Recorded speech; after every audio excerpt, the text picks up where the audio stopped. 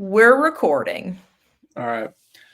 Welcome to Business Velocity through the 5 Facets of Business podcast, where your journey to accelerated success begins. We're your hosts, Dave Newell and Hannah.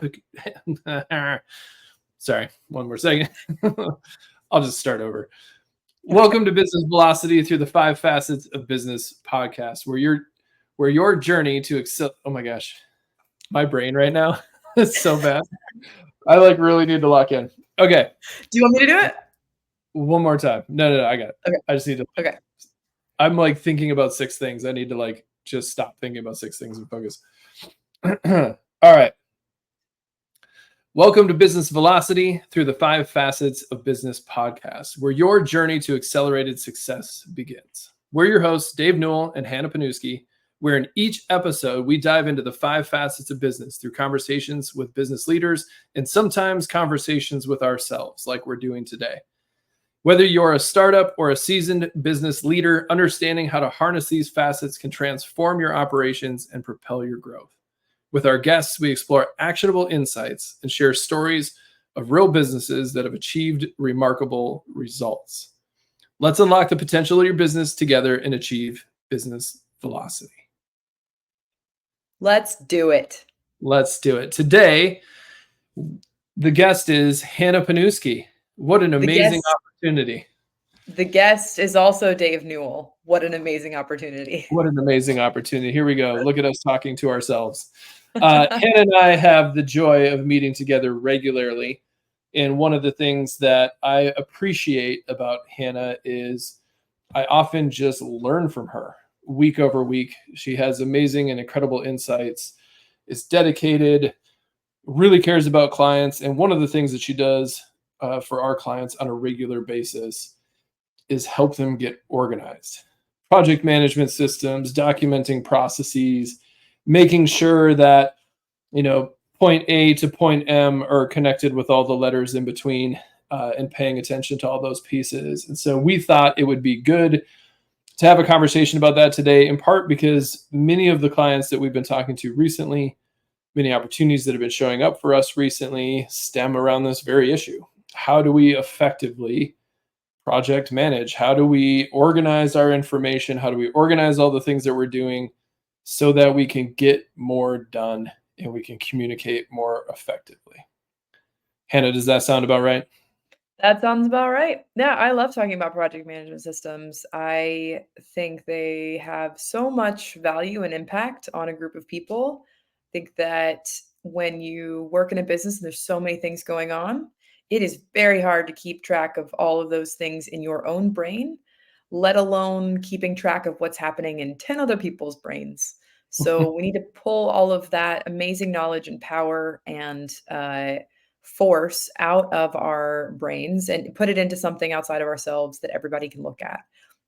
This used to be a corkboard. This used to be a whiteboard. This used to be something maybe more tactile, but nowadays it is a software. It is opening up your computer and checking Monday.com or Asana or ClickUp or Trello and seeing what is going on in everybody else's plates and updating what's going on your plate. The impact, it does kind of speak for itself, but I also just love reminding, especially I would say small business teams, the power of having something like this implemented well.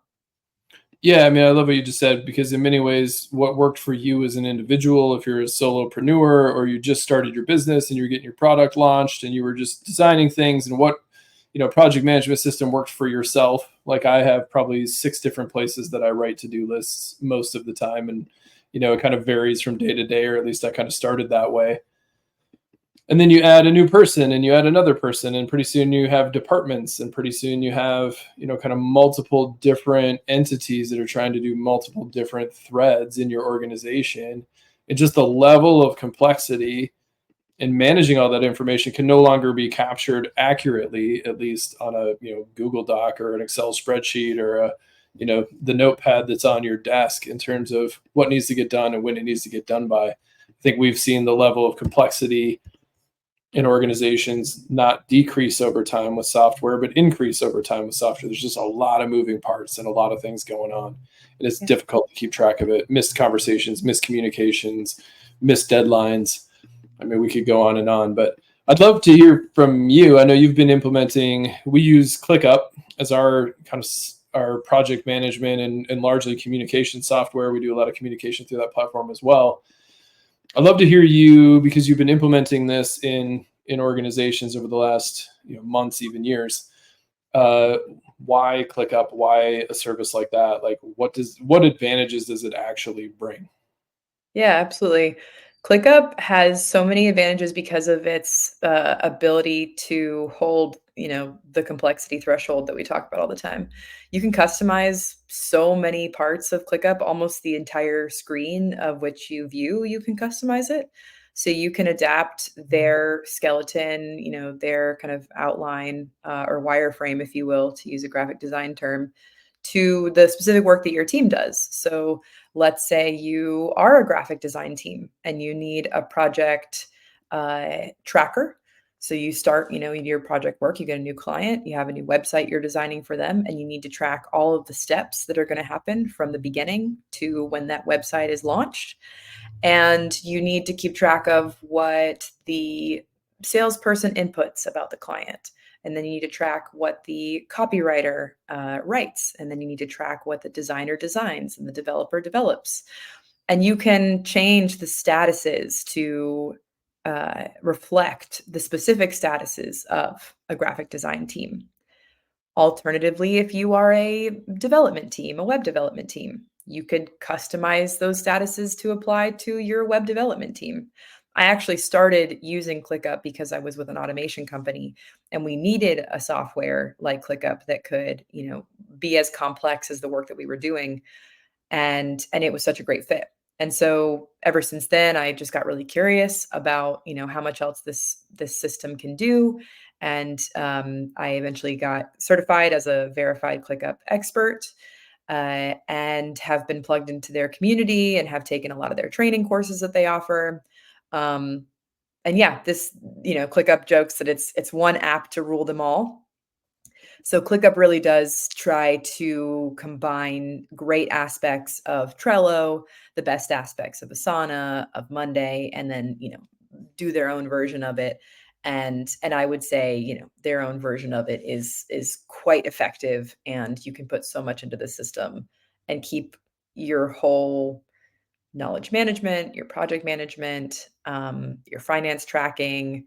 There's a lot of pieces that you can track inside of here so that your whole team's just looking at one place. Mhm. The tricky part with teams, I would say, especially remote teams, but even teams that are in a building together, you might have Google Drive as where you store all of your documents. And then you have Trello for tracking all of your project management. And then you have, X, Y, and Z other systems for tracking different finance things, or different teams have different ways of tracking their own, documents that they write and proposals. With ClickUp, you really can put everything into one space, and you can integrate it with any of the softwares that maybe it natively doesn't cater to. And as much as I am now pitching ClickUp, I will say it does have its constraints, like every software does. It wasn't originally designed to be a CRM, but you can build it into one, and it can still be quite effective. So, I think there's good things to be aware of, just how capable it is and how effective it can be, and be a one-stop shop for your whole company. And then just know the limitations and make up for them with other, resources. Um, I think the tech stack is something that I've just become more and more intrigued by for each company, because it's so important to keep it clean and simple. As opposed to Mhm. using like 15 different things, 5 of which do the same thing, and then it's like, well, but where are we actually putting all our Yeah. SOPs? Yeah. Well, and it was funny as you were talking about ClickUp, I had the thought of like, we should probably announce that we're not sponsored by ClickUp. We are not receiving dollars. This is not a paid advertisement. It is more of an advertisement for a system that we use, that we enjoy, that we think has a lot of benefit, and we advocate for with clients. Mhm, I mean, I think we've probably done, upwards of 10 implementations at this point in time, mhm, where we've done a full on, soup to nuts kind of an implementation. And we've seen a lot of benefit. We've seen a lot of progress in companies. One of the things that we often run into, though, and I run into this myself. Like I am absolutely challenged by this. I do not enjoy rules or routine. Generally speaking, I like kind of doing what I like to do. Hence, entrepreneur in many ways. But there is a lot of value to it. How do you get folks like myself, or how do you get? Because I know you've been challenged by me at times, getting me to fully buy into using the system or consistently use the system. But how do you see, once you get the system in play, how do you do the behavior change, right? Like one of the aspects is like, yeah, we can build the system, but then how do people use the system? Like, it doesn't mean you're going to use it just because it's there. It doesn't mean it's a thing you're going to use. I do think it's why a lot of companies, when they, have a tech stack, as you put it, they've got 15 different softwares, of which probably 3 to 5 they're utilizing to like full capacity, and another 10 that they kind of sort of use sometimes, but it's nice to have. Mm-hmm. So how do you take advantage of a project management system and get people to buy into it and use it? Yeah, I would say it's 3 things. So 1, be really strategic and intentional about how you implement it and how it replaces what you already do, or how you integrate what you already do into it. Something like ClickUp, you can build it to really reflect your processes already as they are. And Monday and Asana, are capable of that as well. So really be intentional about how you build the system from the get-go to really reflect the work that your teams do. And Right. then When you yeah, say intentional, you mean design it almost like pattern matching to a degree what you already do. yeah, that's a great way of putting it. Yes. Okay. Yeah, Helpful. absolutely. Match the patterns of which you already do. If your salesperson works a 6-step sales process, put the 6-step sales process into ClickUp. Build ClickUp to reflect that six-step sales process. Say that 5 times fast. Yeah, you say that's hard. Yeah. Build it to reflect that for sure. Got it. The second thing I would say that helps teams integrate something like this is having we talk about culture champions. Have a ClickUp champion. Have someone who is in charge of, is like saying to the team, is it in ClickUp? Have someone who's in charge of cleaning up ClickUp or cleaning up Monday.com or whatever system you're using. Because oftentimes some people are really good about cleaning their room and some people aren't. And that shows up in your project management systems. It just does. So having somebody whose role it is to keep the house in order is really important. And it makes them into a really great resource. It empowers them to know how the system works in and out really deeply. And they can take a lot of pride in either what they've built, or along with a consultant like myself, what they helped design. And then they can run with it and help people out, in the future. Because I always like to say, like, when we work with companies, I want to create independence, not dependence. That I Mhm. don't want them to need me for a very long time. I want to be there to help them get set up, and then I want to establish a ClickUp champion who can own it and run with it, and maybe reach out if they have questions or whatnot. But I want Yeah. them to feel like they can really own it. And then the last thing would be talk about it all the time. Talk about it all the time. Mention in every meeting, are we tracking this in ClickUp? Do we have meeting minutes in ClickUp?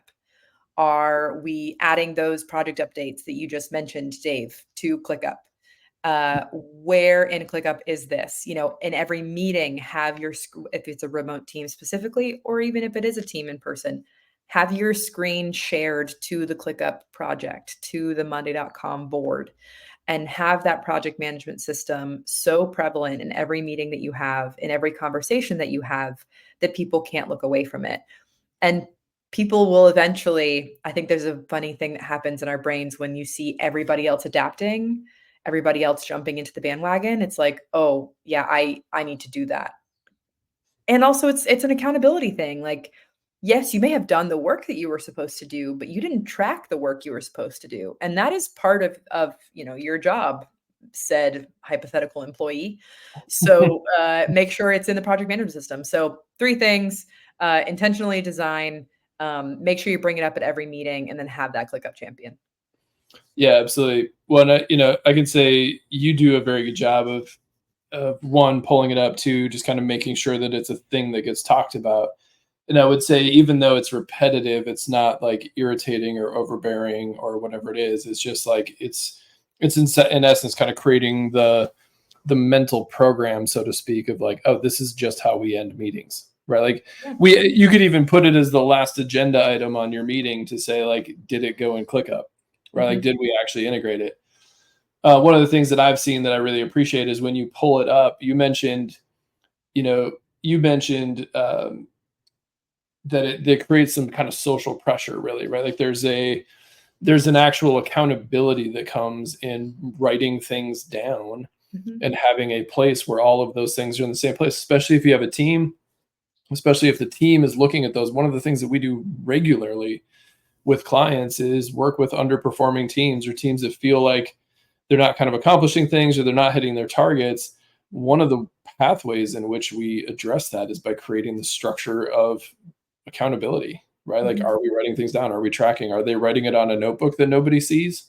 Mhm. There's part of the reason why they're not getting anything done because we're not involving team status, Mhm. right? Like everybody wants to be a contributor to the team. Everybody wants to be seen as somebody who does a good job at work. Mhm. But if you can hide, if you can tuck yourself away in the corner and not have anybody ever see the work that you're doing, it's pretty easy to underperform and get away with it, Yeah. right? Yeah. The not the heavy-handed version of accountability where we're, shaming people in meetings, but to your point, when a to-do list is pulled up and you're the one that's consistently not been getting something done and everybody else is getting their stuff done, you notice and it starts to put some pressure on you. Absolutely, absolutely, and then, the reverse perspective of that, like, from the leaders of the team's perspective, it makes me think of, like, if the tree fell in the forest, did it really fall? Like, if the work got done, but you never told anybody that it got done, you didn't put the update into the project management system, you didn't hand off the baton to the next person, or report to me, your leader, that it was done via the management system that we use, then did it really happen? And I think that's a really key thing. We kind of talked about like pain points of implementing this. It's very understandable. And in fact, like I actually really encourage all the teams that I work with to expect this, that like when people don't use it, they like people are going to in some kind of way resist change. People resist change in many, many different ways. And one thing that they do is they just don't adapt. They just won't do the thing. Carve out time and space with everyone to understand, like, why are you either afraid of it or hesitant or resistant to it? And what about this can we make more comfortable for you? I think it's so crucial. And I definitely, it's harder to do this with bigger teams, bigger corporate companies, but especially with small teams, you absolutely can build in the time to just talk to your people, help them understand this is the impact that this system is going to have on us. We're all going to be able to communicate quicker. We can probably retire a couple of extra meetings a week because we've got these updates inside the system. So you're going to get some time back and you're going to not be afraid of like, oh, when's the thing due? I forgot to do it. Oh, when am I supposed to get this thing from, the copywriter? When is that coming down the pipe? It's all going to be set and laid out for you inside of the system. So there's all these benefits to expect with it. So make sure they know that. Make sure they know all the value that's coming for them.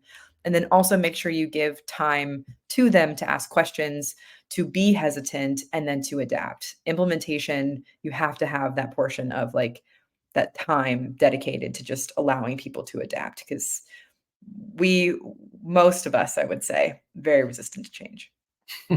Yeah, well, what we fear is loss, right? Which is Yeah. losing the system we are comfortable with, losing what we know, losing our ability to hide if we don't want to be Mhm. held accountable to things.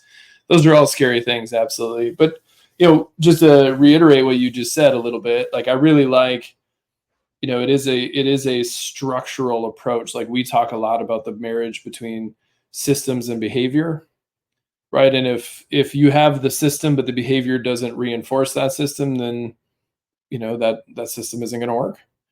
And if you have behaviors that are outside the lines of whatever the system is, like we need to figure out how to put those two things together. So I really like what you just shared around kind of the education, teaching, champion, right? Like there's a human dynamic side of this. It's not just, oh, we should purchase ClickUp and then hope it works. Yeah. It's Yeah, it's Well, and it's to more involved than that. 100%, exactly to that point, like, this is an involved process. Implementing a new system with a team of 2 or more people takes time because you have to give people that time to adapt and understand how you want them to use it. So I would say like my another takeaway for anyone listening would be when you consider adapting a new software of any kind, give it the right amount of prep work it is due, and then give it the right amount of transition time it is due. That's really key to make it successful because if you just cram it in, like it's going to be painful for everyone involved, including yourself. Yeah.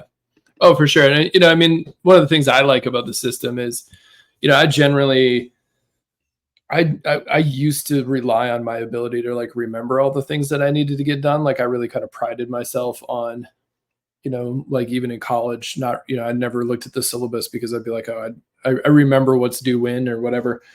And then eventually it just gets way too complex. And so, I'd start having glorified to-do lists. And I remember I purchased Monday.com when I was just by myself, and it was essentially a glorified to-do list. Like I didn't use the actual functionality of the system very well. And one of the things I really appreciate about having a project management system now is because there's so many different threads and so many different channels and so many different relationships that we're in, so many different things that we are kind of managing at any moment. There's all these reminders and features where it's like subtasks and different things where I can break things down. But the reminders piece for me is really important. Like at the end of the day, I get like, hey, here's what was overdue. Oh yeah, I forgot about this particular thing, or I forgot to do X, Y, or Z. Like I just forgot to close my calendar, and it made a noise during our recording. I should really put a ClickUp task for me to do that every time we record. I did it too. But anyway, like I think that when you just kind of implement it and hope it works, like do the hope strategy in some ways, it's like you'll use it and it'll be a glorified to-do list and you're missing really a lot of the key features. Like a lot of the system that we use, we've designed like a customer experience or customer flow charts in there. And then from there, we're creating, all right, well, who owns what? And we start creating to-do buckets, and we have a CRM in there. We have project management. We have every client that we have in there, and we have to-do lists for each of those clients and different things that are going on. Like just the amount of complexity that we deal with on a regular basis, it allows us to keep track of everything. It's also a really good reminder for me about once a week, once every 2 weeks, I go through that system and I just go client by client. And I'm like, okay, what's going on with these clients? And I just jump in with to-dos and, oh yeah, I got to remember to do this, et cetera, et cetera. It's a good reminder even for me to pause every once in a while, go into the system and say, what is going on?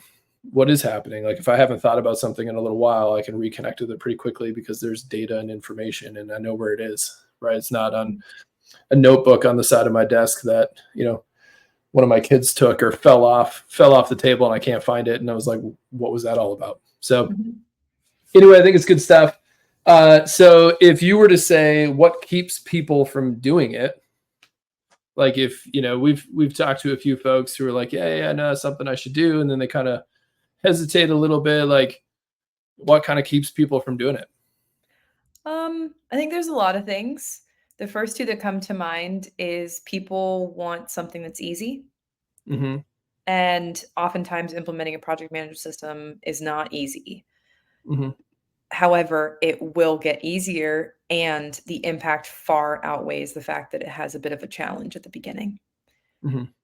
And then I would say the other thing is fear, just not knowing the system, just not understanding, what its capabilities are, what its impact could be.